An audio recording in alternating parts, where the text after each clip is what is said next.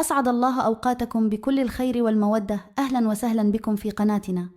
قصتنا اليوم بعنوان الحداد وأولاده الثلاثة، وهي من القصص الخيالية المثيرة والمشوقة. أرجو أن تنال إعجابكم. ضع السماعات، اغلق عينيك واستمع. كان يا ما كان في قديم الزمان، وفي سالف العصر والأوان، ولا يحل الكلام إلا بذكر الرحمن، والصلاة والسلام على سيدنا محمد خير الأنام. لم يكن هذا اليوم عاديا أبدا، ولم تشرق الشمس كعادتها مبتسمة على تلك الأرض البعيدة. كان الصباح ملبدا بالغيوم الرهيبة، والتي أثارتها إقدام الجيش العرمرم المدجج بالسلاح الثقيل، والذي كان يتوجه بسرعة رافعا رايات الحرب إلى أسوار المدينة الذهبية. وقف الجنود أعلى السور يراقبون هذا الجيش العظيم يتقدم، وقال أحدهم في توتر وقلق بالغ: لن يمكننا تصدي إلى هذا الجيش أبدا، نحن هالكون لا محالة. وقال آخر الواقف إلى جانبه: لا تقل هذا واستبشر خيرا، الأسوار منيعة، ولا يمكن لهذا الجيش أن يخترقها بسهولة. فقال الجندي الخائف في هلع وفزع: وإلى متى تستطيع هذه الأسوار الصمود؟ نحن محاصرون، والطعام في هذه المدينة محدود، وجيشنا ضعيف. تلك هي أيامنا الأخيرة. ولا شك لم يستطع الجندي الثاني أن يقول شيئا، وهو يعلم أن مخاوف زميله حقيقية. فالمدينة الذهبية لا تملك جيشا كبيرا قادرا على صد هذا الهجوم، وقد انشغل ملكها بملذات الدنيا والانغماس في الطرب، ولم ينشغل بتقوية الجنود والفرسان. كانت الهزيمة واضحة وضوح الشمس والتي ارتفعت في السماء، وكان الجنود على السور المحيط بالمدينة يفكرون في فكرة واحدة، وهي الاستسلام وفتح البوابات للغذاء. وفجأة انطلقت صيحة في الجو عالية، كانت أشبه بصرخة غضب، وسمع حراس البوابة الرئيسية صوتا يقول من داخل المدينة: افتحوا البوابة. نظر الجميع إلى ذلك الفارس الملثم والمتوشح بالسواد، والذي على صهوة جواده الأسود، فكان كقطعة من الليل. كان الفارس قد حمل راية المدينة في يمنه، ووصل بنفس الحدة والقوة، وقال: أغلق البوابة بعد خروجي من المدينة. قال أحد الجنود من الأعلى: سيدي، إن جيش الغزاة يقترب، وقد أصبح على مقربة من السور، هل ستخرج إليهم وحدك؟ قال الفارس الأسود في صوت كالرعد: نعم، وأنا كفيل بهم، وسوف ينهزم الجمع ويولون الدبر. وأمام تلك العبارة القوية الحادة، قرر الجنود فتح البوابة للفارس، وتحرك الفارس الأسود خارجا وحيدا لملاقاة جيش كامل. فما هي إلا لحظات حتى أغلقت البوابة على المدينة، بينما توجه الفارس الأسود إلى الصدارة، وترجل عن فرسه، وقام بغرس الراية في الأرض، وقام بتثبيتها، ووقف متسمرا بقوة في انتظار الجيش الذي اقترب منه ببطء، مثيرا خلفه زوبعة من الأتربة. وأخيرا تقدم قائد جيش الغزاة، وقال لهذا الفارس: من أنت أيها الفارس؟ هل جئت تعلن استسلام مدينتك وتقوم بتسليمها؟ قال الفارس في قوة وحدة: بل جئت أعطيكم فرصة للانسحاب والحفاظ على حياة جنودك. عد إلى سلطانك وأخبره ألا يقترب من المدينة الذهبية بعد اليوم. ضحك قائد جيش الأعداء وقال بينما يحاول أن يكتم أنفاسه: ومن سيمنعنا من الاستيلاء على مدينتك الذهبية؟ أنا لا أرى للمدينة جيشا أو حامية قوية، بل تختبئون مثل الفئران خلف تلك الأسوار الضعيفة. صرخ الفارس الأسود وقال في لكنة واضحة: أنا وحدي سوف أمنعك. لماذا لا نتقاتل هنا رجل مقابل رجل، ومن يفوز ينتصر؟ أم أنك خائف من مواجهتي؟ ضحك قائد الجيش وقال: ولماذا يجب علينا الموافقة على عرضك هذا؟ لن تجرني إلى خديعة مثل تلك أبدا. قال الفارس الأسود: إذن أخرج من جيشك أفضل 3 فرسان حسب تقاليد الحرب، وسوف أكون كفيلا وحدي بهم. نظر الفارس الأسود إلى القائد في تحد واضح، مما جعل قائد الجيش يصرخ ويقول: ليتقدم قائد فرسان الميمنة، وقائد فرسان الميسرة، وقائد فرسان الأكبر. وإن تمكن هذا الشاب المغرور من هزيمتكم أنتم ال3، فلا مقام لنا في هذه الأرض. وما هي إلا لحظات حتى اندفع 3 من الفرسان، ضخام الجثمان، مدججين بالسلاح، والواحد منهم مثل الجبل في الهيبة والقوة. تقدم الفارس الأسود واتخذ وضعية القتال، وهو ينظر بسخرية إلى 3 من أكثر الفرسان قوة وضخامة. وما هي إلا لحظات حتى أعلن بدء القتال. راح الفارس الأسود يتحرك في خفة ومهارة شاهرا سيفا، أسود غريب الشكل، له بريق عجيب، وراح ينقض في سرعة ويتصدى ويتفادى ويتحاشى الهجمات المتواصلة في لياقة منقطعة نظير. كانت المعركة غير متكافئة، ولكنها كانت تميل إلى صاحب الرشاقة والمهارة. لقد كانت الكفة الراجحة هنا في هذا القتال للفارس الأسود، الذي تمكن من الإطاحة بالثلاثة في حركات مدهشة سريعة وبمهارة فاقت الخيال. بل والغريب أنه كلما التحم سيف أحد الغزاة بسيف الفارس الأسود كان يتمكن من تكسيره، وكأن سيوف الغزاة قد صنعت من خشب. وهذا ما جعل قائد الجيش يتأكد من خسارته للرهان، وعلى الفور راح يتراجع في دهشة وتردد وارتباك، ويحتمي في وسط الجنود ويصرخ فيهم صرخة عالية يأمرهم بقتل ذلك الفارس الأسود، وقال في حدة: اقتلوا هذا الشيطان، لا يتراجع منكم أحد حتى تقتلوه. انتفض الفارس الأسود وقال من بين جثث القادة الثلاثة، وهو يشير بسيفه للقائد في سخرية واضحة: كان من المتوقع ألا يكون لك عهد أيها الغدير، ولكن مهلا سوف يطول رقبتك سيفي، وسوف تعلم أن هذا العناد سيكون قاتلك. وعلى الفور نشبت المعركة الفاصلة، حيث قضى جيش ضخم يضم 30,000 مقاتل على فارس شاب ملثم واحد قد حمل لقب الفارس الأسود. وهنا كانت المفاجأة مدهشة للجميع، فبينما الجنود على الأسوار يشاهدون هذا الفارس يقف ساخرا أمام تلك الجحافل والتي تنقض عليه، ويتوقعون أن ينتهي أمره في لحظات، كان الفارس الأسود يرفع سيفه الأسود الغريب بيده اليمنى، والتي وضع فيها قفازا أسود له نفس البريق العجيب للسيف، وقد ترصع القفاز بجوهرة سوداء غريبة. وأمام جنود الغزاة والجنود على الأسوار ارتفعت الرمال في المكان كما لو كانت تطيع حركة يد الفارس، وفي ثوان بسيطة انطلقت عاصفة من الرمال في المكان، راحت تنقض على جيش الغزاة يدب معها الرعب في قلب الجميع. وهنا اختفى الفارس الأسود في لمح البصر، ليظهر على بعد أمتار من جديد يسدد طعنة بالسيف لأحد الجنود، ثم يختفي، وبسرعة يظهر من جديد ليقطع رقبة جندي آخر، ثم يختفي لينقض على ثالث، وهكذا دب الارتباك والجنون جيش الغزاة، والذي تأكد أنه يحارب شيطانا لا إنسيا. كانت المعركة ضارية في أجواء عاصفة من الرمال تعيق مجال رؤيتهم، والتي كانت تزرع فيهم الفزع وتحصد فيهم الصرخات والرغبة في الهروب. بينما في الطرف الثاني فارس واحد يختفي في لحظة ويظهر في لحظة أخرى، ينقض ومن ثم يختفي من جديد في موضع آخر. كان الفارس الأسود يعرف جيدا كيف يستفيد من أدواته العجيبة، لقد كان يحمل سيفا أسودا قادر على قطع الرقاب وسحق العظام وتكسير السيوف وتحطيم الدروع في براعة ورشاقة وسرعة، وكان لديه قفاز أسود عجيب والذي يتحكم به في التراب والرياح، ومن خلاله يتمكن من إثارة تلك الزوبعة أو العاصفة الرملية والتي كانت السبب في عمى الجنود وتلك الفوضى والتخبط بين صفوف جيش الغزاة، بينما تلك الجوهرة السوداء كانت الأداة التي تسمح له بالاختفاء فجأة من أمام أعين الجميع، ثم الظهور من جديد في لمح البصر في موضع ثاني.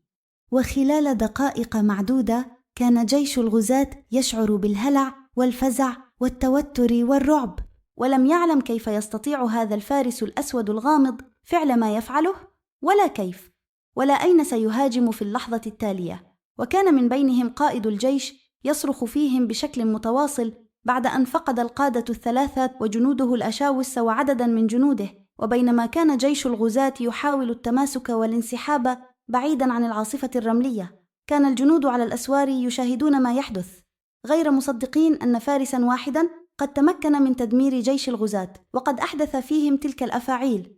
وبينما كان الفارس الأسود يواصل ما يفعله ويتحكم في العناصر ويختفي ويظهر في لمح البصر مقاتل الجنود، تأكد الجميع أن هذا الفارس يمتلك قوة لا يمكن تجاوزها.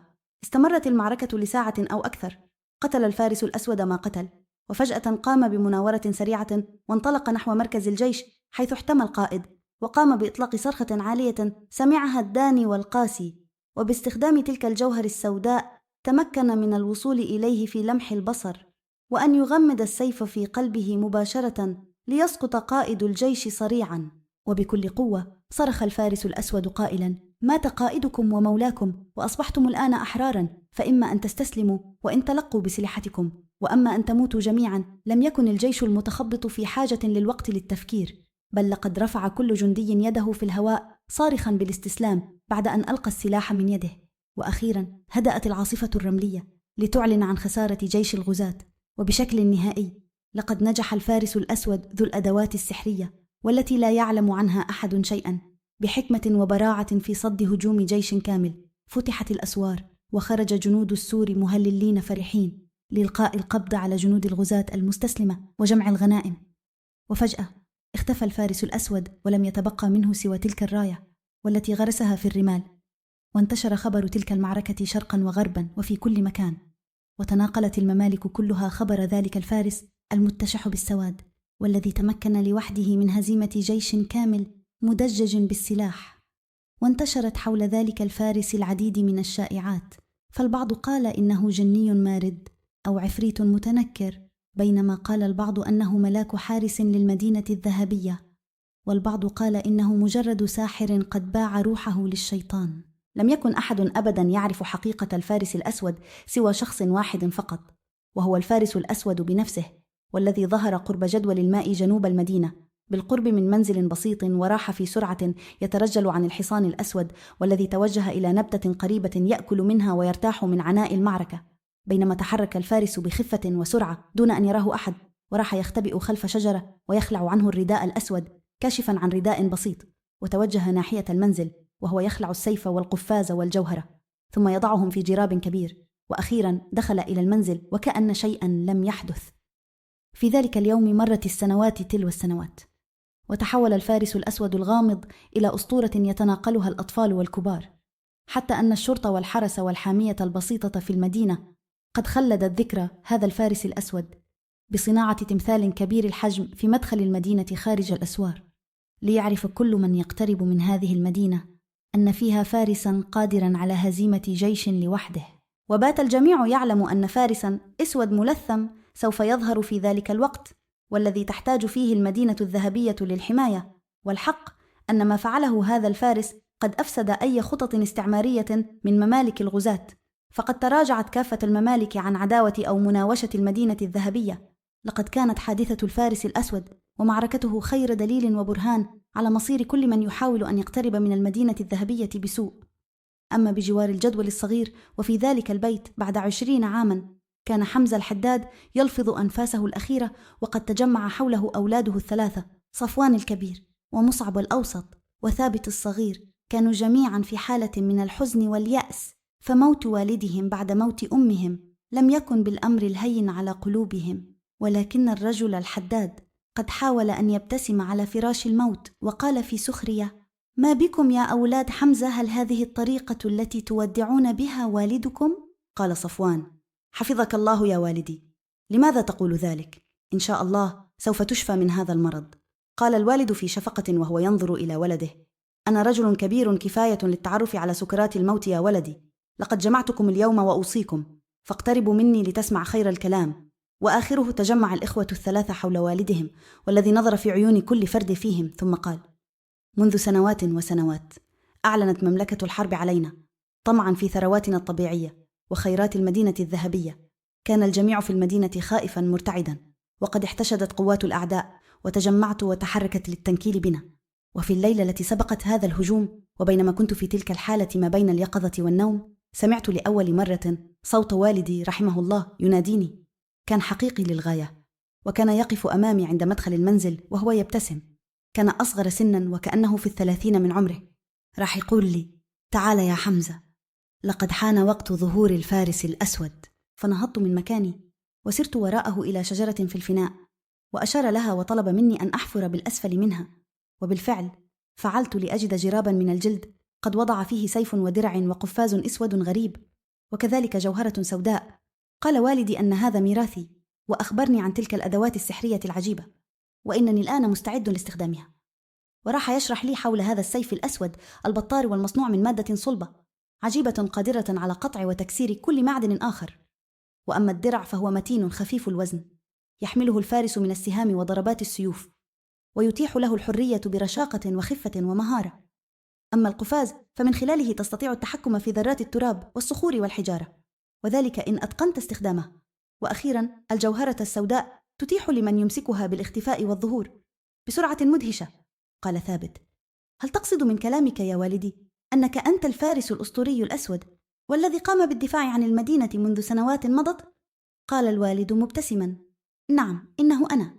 لقد كان هذا السر الذي أخفيته عن الناس وعن أمكم، ولهذا وعدت نفسي قديما على تعليمكم الرماية والمبارزة والفروسية كما فعل أبي معي، وقد جعلت منكم فرسانا قبل أن تكونوا أرباب مهنة، ولكني الآن على فراش الموت أريد أن أوصيكم بأمور تحمل الخير لكم، فاسمعوا.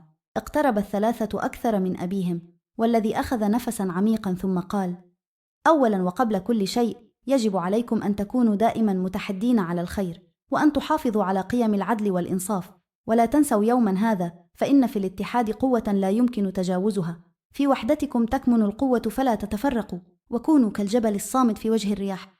وأذكركم دائما بضرورة حماية المظلومين، كونوا يد العون والدعم لمن لا يد له، ولا تتركوا أحدا يعاني دون مساعدتكم. وعندما ترثون هذا المنزل فلا تتخلوا عنه ولا تتركوه أو تبيعوه، فلقد ورثت هذا المنزل عن والدي وجدي، وتورثوه من بعد لأولادكم، وسوف يخرج من بينكم من يرث حتما الأدوات السحرية التي تركتها لكم، فاحترموا قوتها واستخدموها بحكمة، ولا تتعجلوا استخراجها، ولا تجعلوا القوة تغركم، بل استعملوها للخير ولصالح الجميع، وتعلموا وتجهزوا لحمل هذه الأدوات بكل مسؤولية. سوف يأتي اليوم الذي تحتاج فيه المدينة إلى الفارس الأسود، وعندها سوف يعلم كل واحد فيكم دوره. قال حمزة الحداد تلك الكلمات وصمت لحظات يريح فيها رأسه، بينما قال مصعب في دهشة: ألم تخبرنا يا والدي عن مكان تلك الأدوات السحرية؟ تبسم الأب في ضعف وقال: عندما يأتي الوقت المناسب سوف يأتيكم النداء، فكونوا دائما على استعداد لما هو قادم. ظهرت خيبة الأمل على وجه الثلاثة، ولكنهم عرفوا أن والدهم لم يخبرهم بأكثر مما قال، ولذلك قرروا الصمت واحترام رغبة الرجل المحتضر. لم تشرق الشمس في اليوم التالي إلا مع خبر وفاة حمزة الحداد صاحب المنزل الصغير، فخرجت الجنازة تودع مثواه الأخير، يتقدمها أولاده الثلاثة الذين كانوا في حالة من الحزن الشديد. وبعد 3 أيام تلقى فيها الأولاد الثلاث واجب العزاء من القريب والبعيد. جلسوا يتناقشون ويتحدثون في أمور الميراث، فقال ثابت في دهشة: يا إخوتي، لا يوجد ما نتحدث عنه هنا، لقد ترك والدنا رحمه الله بيتا ومحل حداد ووصيه نافذة، وجب علينا أن ننفذها. سوف نعيش هنا معا ونتزوج، وسوف تستمر الحياة كما كانت قبل وفاة والدي. قال مصعب وهو ينظر إلى ثابت: تقول هذا لأنك المستفيد هنا، أنت الصغير فينا، وقد كنت تساعد أبي في ورشته وتريد إكمال مسيرته، وتبقى في هذا المنزل وتتزوج وتنجب. ولكن ماذا عني؟ أنا مجرد فارس من فرسان المدينة، لا شأن لي بالحدادة والنار والنفخ فيها. وماذا عن شقيقك الكبير صفوان، والذي يعمل تاجرا ويخرج في كل شهر للتجارة ولا يقضي هنا إلا أوقات قليلة؟ قال صفوان في هدوء محاولا توضيح الأمر: هنا يا ثابت، إن والدي رحمه الله وأنت كذلك تعلم أن لكل واحد فينا حياة مختلفة.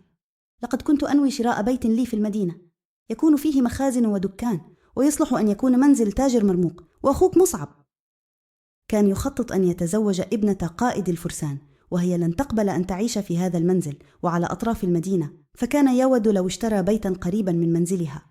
قال ثابت محاولا التماسك: ما فهمته منكم الآن أنكم تريدون بيع المنزل والدكان، وأن يذهب كل فرد فيكم لحياته الخاصة والتي يريد.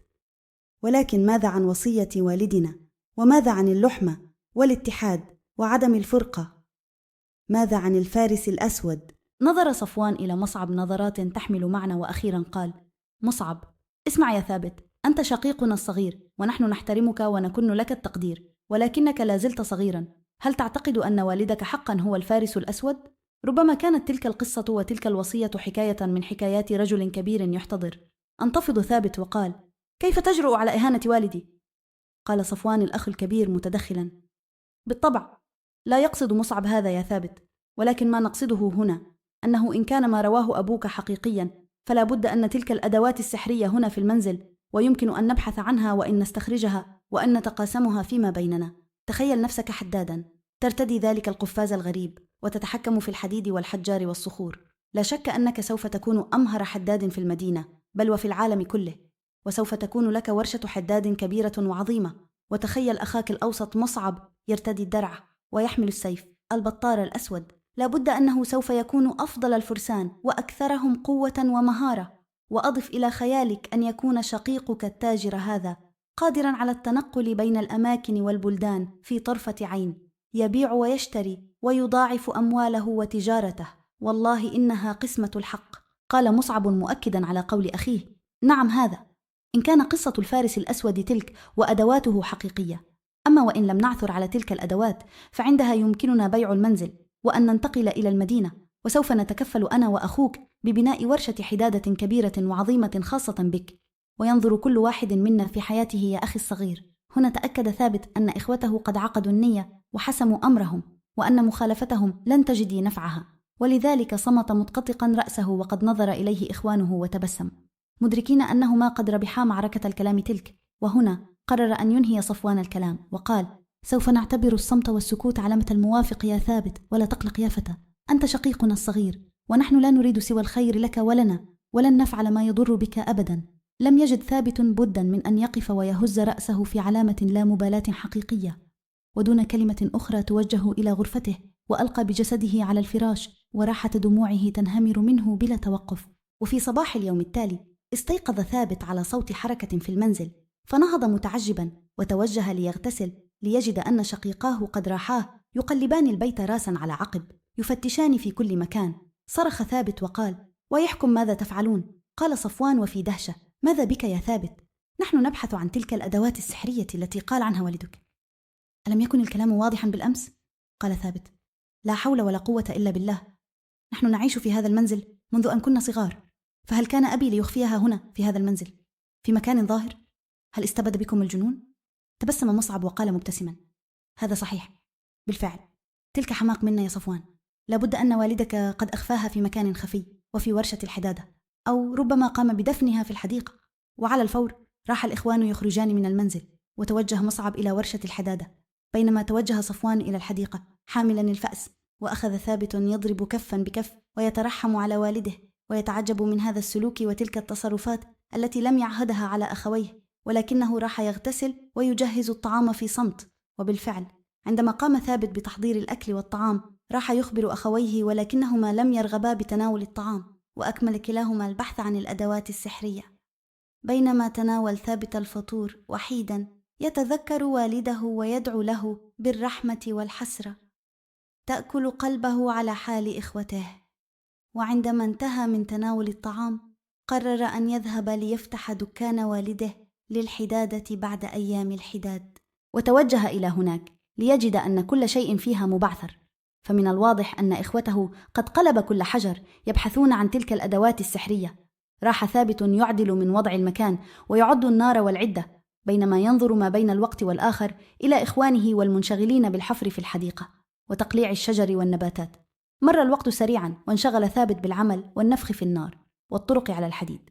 وأخيرا حل وقت العصر وتوجه إلى المنزل غارقا في العرق والإرهاق ليغتسل، ومن ثم يتناول بعض الطعام، ولكنه فوجئ أن أخويه يجلسان على المائدة وقد قاما بتحضير الطعام. وقال صفوان له بمجرد أن رآه: هيا يا ثابت، اغتسل سريعا وتعالى لتناول الطعام معنا. نظر لهم ثابت في دهشة، ولكنه قرر أن يسمع الكلام، وبالفعل ما هي إلا دقيقة واحدة حتى كان الإخوة الثلاثة يتناولون الطعام ويتبادلون النظرات الغريبة. وأخيرا قال ثابت: ماذا هناك؟ لابد أن أمرا ما، هل عثرتم على شيء؟ قال مصعب بسرعة وهو يتصنع المرح: لا يا شقيقي، الأمر وما فيه أننا بالفعل لم نعثر على شيء. قال صفوان في هدوء معتاد منذ الفجر: ونحن نبحث في كل مكان، لقد بحثنا في كل غرفة وتحت كل حجر وفي الحديقة وفوق الأشجار، حتى أننا قد قمنا بتفتيش غرفتك الخاصة بعد غرفة أبي، ولكننا لم نعثر على شيء، وهذا يعني أنه لا وجود لمثل تلك الأدوات التي قال عنها والدك. قال ثابت في حدة: سواء كان لها وجود أو لا، فلن أبيع البيت يا إخوتي، أن هذا البيت والعيش فيه سويا هي الوصية الحقيقية. قال مصعب: دعك من كلام الشيخ الكبير واسمع يا أخي، أنا فارس في حامية الملك وأخوك تاجر، ونحن في حاجة إلى ترك هذا المنزل. على كل حال أنا لن أعيش هنا ولن أربي أولادي هنا.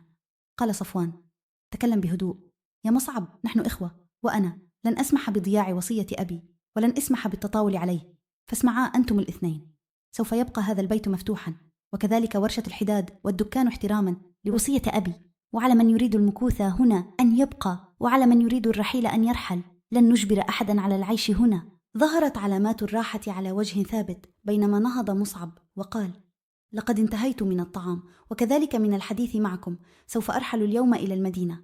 قال صفوان في حزم واضح وهو ينهض: وأنا كذلك قد انتهيت والحمد لله، وسوف أرحل اليوم، فلدي الكثير من الأعمال، ولكني سوف أعود في أقرب وقت. تبسم ثابت للمرة الأولى وجلس يكمل طعامه بينما توجه الإخوان إلى الحوض لغسل اليدين، وكلاهما ينظر إلى الآخر ويبتسم ابتسامة مكر وخبث. وبالفعل جهز صفوان ومصعب الركب الخاص بهما وغادرا منزل والدهما بعد أن صافحاه أخاهما الصغير ثابت. وقبل أن تغيب الشمس كان الشقيقان على قارعة الطريق يقود مصعب تلك العربة والتي يجرها حصان قوي، وهو يقول: هل تعتقد أن ثابت قد علم بالخبر؟ قال أخوه صفوان: إن ثابتا طيب القلب مجرد فتى ساذج، وهو لن يفطن أبدا إلى أننا قد عثرنا على الجراب بالفعل، وأننا قد منحناه المنزل الذي يريد والدكان كذلك، ونحن قد حصلنا على الجراب وتلك الأدوات الساحرة. قال مصعب في سعادة غامرة: لا يمكنني الانتظار حتى يراني قائد الحرس في ذلك الدرع، ومع ذلك السيف البطار الأسود، لا شك أنه سوف يسارع بتزويجي من ابنته. قال صفوان وبسرعة: إياك أن تفعل هذا، إن سيف الفارس الأسود معروف لكل طفل في هذه المدينة، بل إن له تماثيل واضحة. عليك أن تعمل على تمويه السيف وأن تطليه بالفضة أو أي مادة أخرى، وكذلك تفعل بالدرع. لا يمكن لأحد في المدينة أن يعلم أنك قد حصلت على أدوات الفارس الأصلية، وأنا كذلك سوف أفعل بالقفاز والجوهرة. أنت لا تعلم كم من المفيد والرائع أن تكون لديك ميزة التحكم في الأتربة والعناصر. لربما تمكنت من تحويل التراب إلى ذهب بهذا القفاز، ومن خلال الجوهرة سوف انتقل بين القرى والممالك وانشر تجارتي بسرعة، وسوف يساعدني هذا على نقل البضائع في أمان. سوف أكون أغنى رجل في المدينة الذهبية. انطلق الاثنان يضحكان في طريقهما إلى المدينة، وقد أحكما الخطة وقاموا بتوزيع الأدوار، وتركوا وصية والدهم في الخلف دون عناء. مرت الأيام والشهور، وثابت على حال في منزل والده. في كل يوم ينهض ليغتسل، ثم يتناول الطعام، ويفتح الدكان ومحل الحدادة، ويعمل حتى المغيب، ثم يغلق الدكان ويأكل طعامه، ثم يخرج إلى القرية الصغيرة يشتري حاجاته ويزور أصدقائه، ثم يعود للنوم. لم يتعجب ثابت أن صفوان الأخ الأكبر قد خالف عهده بالعودة للمنزل، بل تعجب أكثر أن إخوته قد تركوا المنزل والدكان والورشة ولم يأخذوا من ميراث والدهم شيء. وصلته أخبار من المدينة أن أخاه مصعب قد تزوج ابنة القائد وصار ذا شأن عظيم، وقد لقب بالفارس الذهبي، وسوف يتقلد منصب القائد خلال أيام مكان حمى والذي كبر في السن. أما أخوه صفوان فقد علم أنه قد اشترى بيتا كبيرا في وسط المدينة، وقد أصبح من أكثر الناس ثروة وغناء، وهناك إشاعة أنه سوف يتزوج من ابنة الملك. حزن في نفسه كثيرا على إخوته، وقد تناسوا وصية والدهم تماما، وأن مصعب بالذات قد تجاهل أن يدعوه لزفافه، ولكنه كان يعلم أن أخاه فارس ماهر، وأن مكانته وحياته الشاقة تفرض عليه بعض التصرفات غير لائقة بالأسرة والعائلة، كما أنه يعلم أن صفوان تاجر ذكي، ولم يتعجب أنه في تلك الفترة القصيرة قد أصبح في تلك المكانة. ولم يخطر على باله أبدا الحقيقة، وإنما فعلاه كان بفضل تلك الأدوات السحرية والتي تمكنوا منها وعثروا عليها. ومرت السنوات وانقطعت أخبار صفوان ومصعب تماما، وقرر الأخ الصغير ثابت أن يتناساها كذلك. ولكن في قلب المدينة الذهبية، وتحديدا في ذلك القصر الفخم للتاجر صفوان، كان القائد مصعب يجلس ويقول إلى شقيقه الذي جلس أمامه على كرسي عال: كيف حالك يا أخي؟ أراك تزداد ثروة يوما بعد يوم، ولكن أخبرني لماذا دعوتني؟ قال صفوان وبشكل مباشر: ألا ترى يا مصعب يا أخي أنه من الأفضل أن أكون ملكا؟ قال مصعب بدهشة واضحة: إلا يكفيك أن تكون زوج ابنة الملك، وأكثر الرجال ثراء في المدينة، كما أن للمدينة ملكة وولي عهد. هل تريد قتل شقيق زوجتك؟ ضحك صفوان وقال: ما هذا الجنون يا رجل؟ أنا لن أقتل أحدا، بل لا أنظر إلى هذه المدينة الذهبية. هل تسمع عن مدينة الألماس أنها مدينة فقيرة ضعيفة الحماية تقع في الجنوب من قريتنا على مسافة ليلة واحدة، ويعمل أهلها في استخراج الألماس من الأرض ونحن نقوم بتقديم الطعام والشراب والبضائع، وهي مدينة صغيرة لكنها غنية بالمناجم وملكها ضعيف. طيب القلب لا يستحق مكانته، فما رأيك أن نذهب أنا وأنت وبالطبع معنا الجيش وإذن الملك، ونضع أيدينا على تلك المدينة وأكون حاكمها وملكها وصاحب الأمر والنهي فيها؟ قال أخوها مصعب وهو يحك ذقنه بيده. هل يعلم الملك بتلك الخطة؟ تبسم صفوان وأشار بنعم وتابع وقال: بل هو سعيد بتلك الخطة، ويرى أنه من الأفضل أن يقال بين الناس أن ابنة الملك قد تزوجت ملكا على أن يقال إن ابنته تزوجت تاجرا. تبسم مصعب وقد راقت له الخطة والفكرة. وما هي أيام حتى كان مصعب يعد العدة والرجال والفرسان، وقد أعلن بين الناس أن جيش المدينة الذهبية سوف يخرج في مهم عظيمة لتأمين الحدود القريبة. وعلى الرغم من عدم قناعة الناس والجنود بتلك الحجة، إلا أن النقود والعملات الذهبية كانت كافية حتى يسيل لها اللعاب، ويتدافع كل من يستطيع حمل السلاح إلى الالتحاق بالجيش تحت قيادة مصعب الفارس الذهبي المغوار. استمرت التحضيرات والتجهيزات لمدة شهرين، وأخيراً تجهز الجيش وانطلق إلى الجنوب، وقد انتشر خبر تلك الحملة والغزوة في أرجاء المدينة الذهبية كلها. وتم إعلان الهدف من الحملة، وهو التصدي لجيش مدينة الألماس التي سوف تنقض عليهم في أقرب وقت.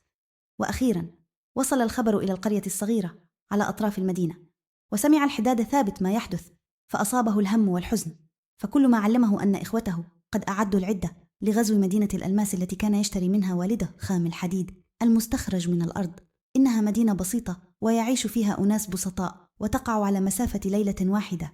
لم يستطع ثابت أن ينام في تلك الليلة التي وصل فيها الخبر، وقام من فراشه ليلا يقصد المشي والنظر في النجوم محاولا أن ينسى همومه.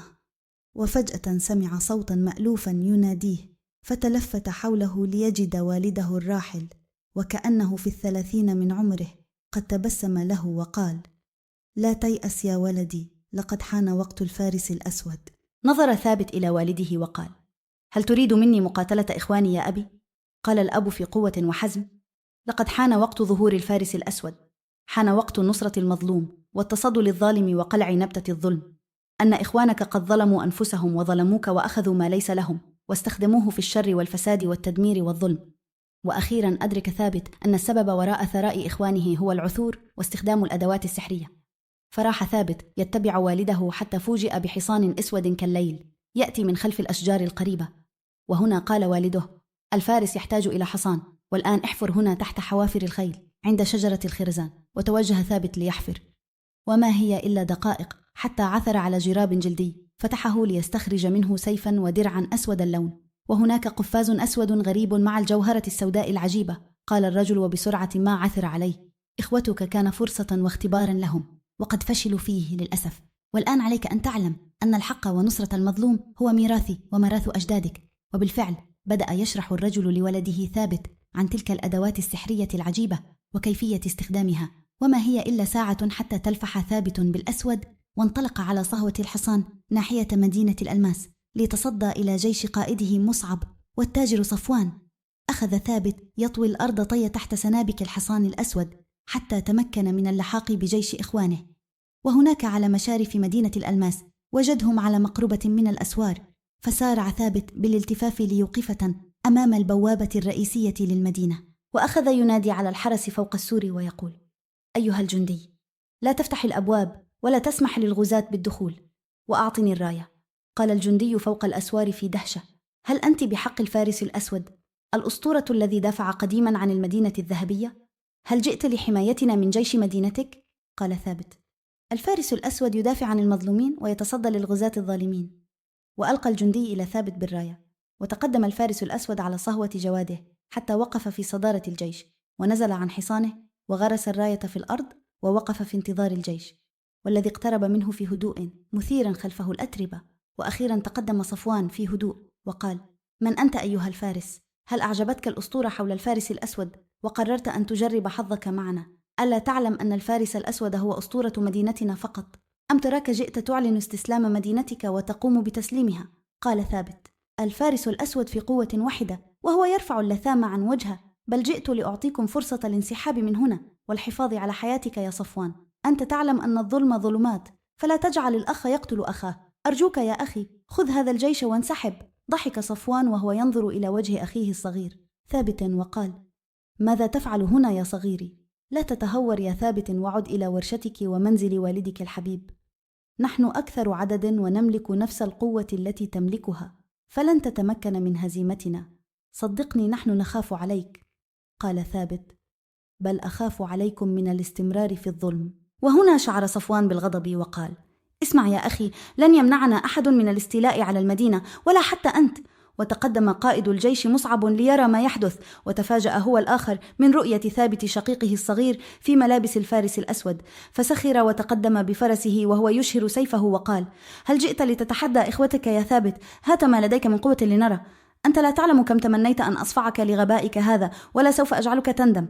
صرخ صفوان وقال لمصعب: لا تفعل يا مصعب، دعنا نقوم بحل الأمر دون قتال. إلا أن سيف مصعب كان أسبق من كلام شقيقه صفوان، وقد انقض على ثابت والذي بحركة مدهشة. أخرج سيفه يتصدى لسيف أخيه. كان تلاحم السيفان مدهشا، وقد ظن البعض أن الشرر قد تطاير، وبدأ القتال فعليا وما هي إلا حركة. والثانية حتى تحطم درع مصعب وتمزق بشكل جعله يصرخ ويزداد غضبه. وفي الضربة التالية انكسر سيف أسود قد تم طلائه بالفضة، وعندها شهق مصعب وهو يرى سيفه الأسود ودرعه قد تحطم تحت ضربات سيف أخيه الصغير ثابت، وقد نال منه العديد من الجراح. فانتفض وصرخ في صفوان شقيقه الكبير وقال: ناولني اللؤلؤ والقفاز يا أخي. قال ثابت وهو يضع السيف على رقبة أخيه: مصعب، لن يجدي هذا نفعا يا أخي، أنا لا أريد هذا القتال، أرجوك عد إلى رشدك. إلا أن صفوان رفع يده والتي ترتدي القفاز الأسود وقد تحلى بالجوهرة، وقال صارخا: لماذا تصر على أن تدمر كل شيء يا غبي؟ لماذا لا تتراجع أنت الآن تراجع، وإلا جعلت الأرض تحت قدميك لجة تبتلعك. انصرف يا ثابت ولا تظهر أمامي مرة أخرى. وفي سرعة وقوة قطع ثابت المسافة الفاصلة بينه وبين أخيه باستخدام الجوهرة، ثم انقضى على يد أخيه اليمنى ونزل عليها بالسيف ليفصل القفاز والجوهر عن يده، مما جعل صفوان يصرخ صرخة قهر ويأس. وعلى الفور لحق به مصعب يقول: يا مجنون، كيف تجرؤ على فعل ذلك هنا؟ قال ثابت بصوت عال: الحمد لله أنني قد كتمت غيظي ولم أقتلع رأسه عن كتفيه. وليعلم الجميع أن الفارس الأسود يا جنود المدينة الذهبية قام والدي بالدفاع عنكم عندما ألم بكم الغزاة وخرج من قلب المحن وصد عنكم الشر، والآن جئتم تتجبرون على مدينة مسالمة، تتبعون ثلة من الطامعين والجاهدين. من أراد منكم أن يعتدي فليتقدم، من كان يظن أنه قد خرج في حرب عادلة فليتقدم، وسيفي سوف يكون دواء وعلاجا له. نظر الجنود إلى بعضهم البعض وقد عرفوا وتأكدوا أن هذه الحرب والتي خرج من أجلها خسرة لا محالة، ولم يكن هناك داع لمزيد من الوقت حتى يعلن جيش المدينة الذهبية الاستسلام. وتهلل أهل المدينة الماسية وخرج مستبشرين فرحين بهذا الفارس الغامض والذي أبلغهم الأمان. عاد الجيش إلى المدينة الذهبية خائبا خاسرا، وقد خسر صفوان القفاز والجوهر السوداء بينما خسر مصعب سيفه البطار ودرعه الذي تحطم، بينما فازت المدينة الذهبية بالفارس الأسود من جديد، والذي ظهر ليؤكد على أن العدل والحق لا بد له من رجال وفرسان. وعاد ثابت إلى المنزل وخلع عنه الدرع والسيف وترك الحصان يذهب لحال سبيله وقام بإخفاء أغراضه. ومرت أيام وشهور حتى بدا يسمع عن أخبار إخوته خيرا، فلقد انصلح حالهم بعد المعركة الأخيرة وتخلص من كبريائهم وطمعهم، وقد عرفوا أن طريق الظلم خاسرة لا محالة، وقد تعلما الدرس من أخيهم الصغير. وخلال هذه الفترة قرر ثابت الزواج من فتاة طيبة من المدينة، وقد دعي أخويه إلى الزفاف، وقد لبوا الدعوة نادمين ويطلبان السماح من أخيهم وأن يغفروا لهما على فعلهما. وعدا إلى الطريق الصحيح، وقضى ثابت مع زوجته حياة سعيدة، ورزقه الله البنين والبنات، وقد ثابر على تعليمهم القتال والرماية والفروسية ليجهزهم إلى يوم تكون المدينة الذهبية بحاجة إلى الفارس الأسود، والذي هو ميراث الحداد وأولاده من بعده. وكانت وصية ثابت لأولاده أن حافظوا على ميراثي وميراث أجدادي، ولا تتكبروا ولا تتجبروا، فإن الظلم ظلمات. انتهت الحكاية.